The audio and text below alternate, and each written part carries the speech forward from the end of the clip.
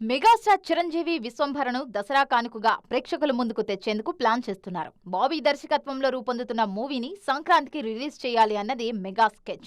అటు విక్టరీ వెంకటేష్ సైతం ఆదర్శ కుటుంబాన్ని దసరా రేసులో దించేందుకు జెట్ స్పీడ్తో షూటింగ్ చేస్తున్నారు. త్వరలో అనిల్ రావిపూడి మూవీని స్టార్ట్ సెంటిమెంట్ ప్రకారం ఆ మూవీని సంక్రాంతికి రిలీజ్ చేయాలనుకుంటున్నారు. నందమూరి బాలకృష్ణ 1 by 1 అనౌన్స్మెంట్లు ఇచ్చేస్తున్నారు.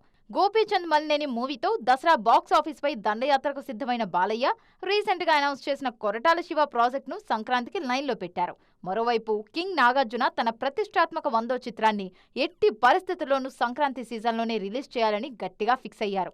పండగ సీజన్లలో వసూళ్ల వర్షం కురుస్తుంది కాబట్టే హీరోలంతా ఈ డేట్స్ మీద కన్నేశారు. కానీ ఒకేసారి ఇంతమంది టాప్ స్టార్స్ బరిలో దిగితే థియేటర్ల సర్దుబాటు డిస్ట్రిబ్యూటర్లకు పెద్ద తలనొప్పిగా మారే ఛాన్స్ ఉంది. ఈ రష్ వల్ల లాంగ్ రన్ లో సినిమాల కలెక్షన్ల మీద కూడా ప్రభావం పడే ప్రమాదం కనిపిస్తోంది. మరి ఈ పండుగ యుద్ధంలో ఎంతమంది ఫైనల్ గా బరిలో నిలుస్తారు అన్నది ఆసక్తికరంగా మారింది.